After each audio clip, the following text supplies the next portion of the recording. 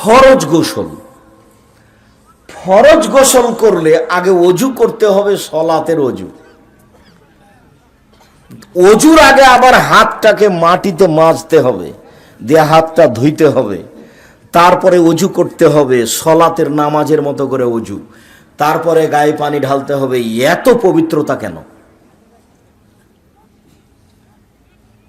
অজু করার আগে দাঁত পরিষ্কার করতে হবে কেন? বলছেন আল্লাহ নবী যে 5 ওয়াক্ত আমি ফরজ করে দিতাম, কিন্তু পারবে না, এই জন্য করিনি। তার মানে এত দাঁত পরিষ্কার করতে হবে কেন? ঘুম থেকে ওইটা দাঁত পরিষ্কার করেন, বাড়ির বাহির থেকে ভিতরে ঢুকলে দাঁত পরিষ্কার করেন, প্রত্যেকটা সলাতের সময় দাঁত পরিষ্কার করেন। এত দাঁত পরিষ্কার করেন কেন? মানে জীবাণুর ব্যাপার দাঁতের সাথে আছে।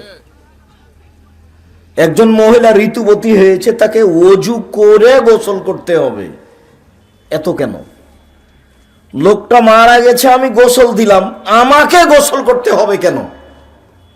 আমি গোসল দিয়ে সেজন্য আমাকে গোসল করতে হবে, অবাক কথা।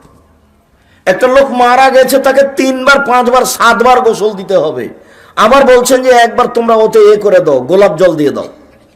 এই পানিকে বড়ের পাতা দিয়ে গরম করো, গরম করে ভালো করে গোসল দাও, 3 বার 5 বার 7 বার গোসল দাও, আর একবার এই গোলাপ জল ঢেলে দিবা, দিয়ে ওকে পরিষ্কার করবা। এত পরিষ্কার করতে হবে কেন? আমি ওকে গোসল দিয়েছি, আমার কি হলো যে আমাকে গোসল করতে হবে? ইসলামের পবিত্রতা ব্যতিক্রম। দীর্ঘ লকডাউনের পর থেকে আমরা এই বিষয়ে লম্বা আলোচনা করে আসছি। জুমার খুতবা, বাইতুল হাম, জামে মসজিদ, সমস্ত দিনী ভাই বোনকে, পৃথিবীর বাঙালিকে আমরা বিষয়গুলি দেখার জন্য অনুরোধ জানাচ্ছি। সম্মানিত দিনী ভাই বোন, বলছিলাম যে তাহলে হাত ভালো করে ধুইতে হবে, মানে জীবাণুর ব্যাপার আছে, পবিত্রতা। আচ্ছা, পেশাব করলাম তো আমি পানি খরচ করলাম, তো আমার হাতে তো পেশাব লেগে নেই। পায়খানা করলাম, আমি পানি খরচ করলাম, তো আমি ভালো করে হাত ধুয়ে নিয়েছি, তা আমার হাতে পায়খানা লেগে নেই, আমি নাকের কাছে দিলে আমি গন্ধ পাচ্ছি না, এরপরে হাতটা মাটিতে মাজতে হবে কেন? পৃথিবীতে পবিত্রতা অবলম্বন করার ব্যাপারে মুহাম্মদ সাল্লাল্লাহু আলাইহি সাল্লামের চেয়ে সতর্ক সাবধান মানুষ আর কেউ আছে? এই কথা বললে ওর জ্ঞানের ভুল। পেশাব করলে পানি খরচ করে হাত মাজতে হয়, পায়খানা করলে পানি খরচ করে পবিত্র অর্থ অর্জন করে হাত মাজতে হয়। বাড়িতে সুন্দর করে গোসল করে ওযু করে 2 রাকাত সালাত আদায় করে কাজে বের হবেন, একবারে পরিষ্কার হয়ে। দাঁত পরিষ্কার করবেন, পেশাব করতে গিয়ে মাটি দিয়ে পা পবিত্রতা অর্জন করবেন। আরে পবিত্রতা অর্জন করার সময় ডান হাত লাগাতে পাবো না। রাসূল সাল্লাল্লাহু আলাইহি ওয়াসাল্লাম, আয়েশা রাদিয়াল্লাহু তাআলা আনহা বলেন, ইয়াদুল ইয়ুমনা লিতামিহি ওয়া তাহুরিহি। রাসূল সাল্লাল্লাহু আলাইহি ওয়াসাল্লামের ডান হাতটা ছিল খাদ্যের জন্য এবং পবিত্রতা অর্জনের জন্য, ভালোর জন্য। ওয়ায়াদুল ইসরা, আর বাম হাতখানা ছিল লেকাদাইহি, পেশাব পায়খানা থেকে পবিত্রতা অর্জনের জন্য আর খারাপ কিছুর জন্য। এই জন্য বাম হাতে চা খেতে হবে না, বাম হাতে পানি ধরতে হবে না, বাম হাতে খাদ্য খেতে হবে না। রাসূল সাল্লাল্লাহু আলাইহি ওয়াসাল্লাম বলছে, এই শোনো, লা ইয়াকুলান্না আহাদুকুম বিশিমালি ওয়া লা ইয়াশরাবান্না বিহা ফাইন্না শাইতান ইয়াকুলু বিহি ওয়া ইয়াশরাবু বিহা। অবশ্যই তোমাদেরকে যেন বাম হাতে না খায়, বাম হাতে পান না করে, কেননা শয়তান বাম হাতে খায়, শয়তান বাম হাতে পান করে।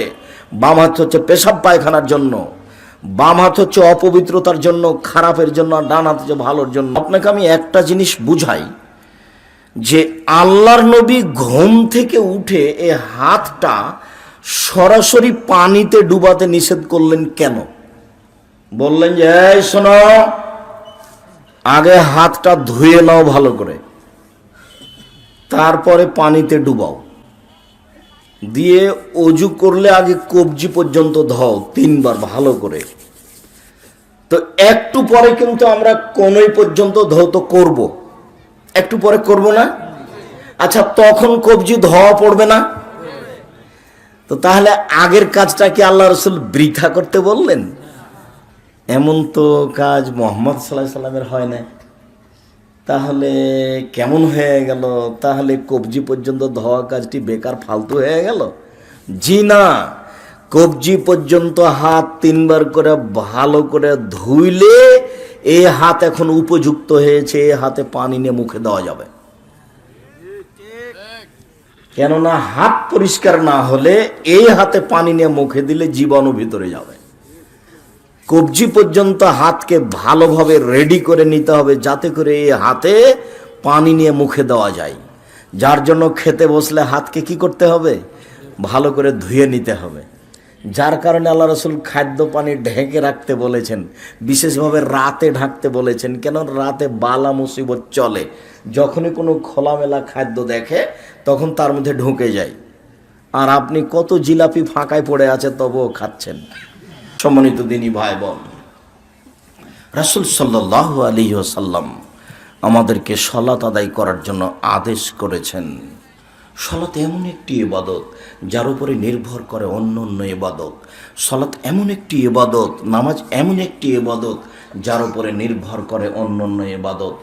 ইবাদতের জগতে সবচেয়ে দামি ইবাদত হচ্ছে সিয়াম, রোজা। এরপরেও যদি মানুষ সালাত আদায় না করে তাহলে রোজার নেকি বাতিল হবে। ইবাদতের জগতে এক ফোঁটা চোখের পানি আল্লাহর কাছে যত প্রিয়, পৃথিবীর কোনো কিছু তত প্রিয় নয়।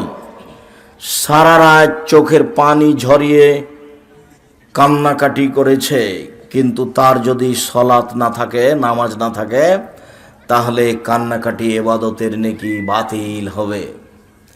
ইবাদতের জগতে সবচেয়ে শক্তিশালী, ক্ষমতাধর, পাওয়ারফুল ইবাদত হলো দান। দানের মতো কোনো শক্তিশালী ইবাদত পৃথিবীতে নেই, ওর ক্ষমতাই ভিন্ন। দান করলে আল্লাহর রাগ মিটে যায়, কোনো ইবাদতে এরকম হয় না। দান করলে কবরের শাস্তি বন্ধ হয়ে যায়, কোনো ইবাদত এই কাজ করতে পারবে না। বিচার মাঠে দান আপনার ছায়া তলে আপনাকে ছায়া করে থাকবে যতক্ষণ পর্যন্ত আপনার বিচার না হবে। কোনো ইবাদত এরকমভাবে আসতে পারবে না দান ছাড়া। মরে যাওয়ার পরে দান আপনার কাজ করতে পারে। দান খুব শক্তিশালী ইবাদত। অনেক দান করেছেন কিন্তু নামাজ পড়েননি, তখন এই দানের নেকি থাকবে না। নামাজ, সালাত এমন একটি ইবাদত যার উপরে নির্ভর করে অন্য অন্য ইবাদত। সালাত এমন একটি ইবাদত যার উপরে নির্ভর করে অন্য অন্য ইবাদত। রাসূল সাল্লাল্লাহু আলাইহি ওয়াসাল্লাম বলেন, আউয়ালু মা ইউহাসাবু বিল আবদি ইয়াউমাল কিয়ামাহ সালাহ। বিচারের মাঠে মানুষের প্রথম যে জিনিসের বিচার হবে তা হলো সালাত। ফাইন সালাহাত সালাহাল্লাহু সাইরু আমালিহি। যদি সালাত টিকে যায় সব আমল টিকে যাবে। আইন ফাসাদাত ফাসাদালাহু সাইরু আমালিহি। আর যদি সালাত না থাকে, সালাত বাতিল হয়, তাহলে সমস্ত ইবাদত বাতিল বলে গণ্য হবে। আনাস রাদিয়াল্লাহু তাআলা আনহু বলেন, রাসূল সাল্লাল্লাহু আলাইহি সাল্লাম বলেছেন, আস-সালাতু সালাসাতু আসলাসিন। সালাত 3 ভাগে বিভক্ত। অত্তহুর 16, ওযু হলো 3 ভাগের 1 ভাগ, ও রুকু 16, রুকু হলো 3 ভাগের 1 ভাগ, ও সুজুদ 16, সিজদা হলো 3 ভাগের 1 ভাগ। ফামানাদ্দাহা বিহাক্কিহা কুবিলাত মিনহু সালাতুহু কুবিলাত সাইরু আমালিহি। যদি সে ঠিক ঠিক সালাত আদায় করে তার সমস্ত ইবাদত কবুল করা হবে, সালাত কবুল করা হবে। আর ওয়াইন রুদ্দাত আলাইহি, সালাতুহু, যদি সালাত তার উপরে প্রত্যাখ্যান করা হয়, সালাত যদি কবুল না হয়, তাহলে আর যত ইবাদত আছে সব তার উপরে ছুঁড়ে মারা হবে। আর কোনো ইবাদত সে দেখতে পাবে না। দানের ইবাদত পাবে না, হজের ইবাদত পাবে না, সিয়াম পালন, রোজা থাকার ইবাদত পাবে না। সালাত এমন একটি ইবাদত যার উপরে নির্ভর করে অন্যান্য ইবাদত। পৃথিবীতে বিরল ব্যতিক্রম ইবাদত হলো সালাত, যার ব্যাপারে মানুষের কোনো আপোষের কোনো সুযোগ নেই। সালাত আদায় করতেই হবে যে কোনো মূল্যে। বাপ মা বলবে এরপরে পড়বে, এ কথা নয়। মানুষের জীবনে সবচেয়ে যেটা গুরুত্বপূর্ণ, মানুষের জীবনে যেটা সবচেয়ে জরুরি, মানুষের জীবনে এর চেয়ে আর কোনো জরুরি কাজ নাই, সেই কাজটা হলো সালাত। অন্তত ফরজ। জীবনে একটা কাজ থেকে কোনোদিন পিছে থাকবেন না, সেটা হলো সালাত। সম্মানিত দিনী ভাই বোন,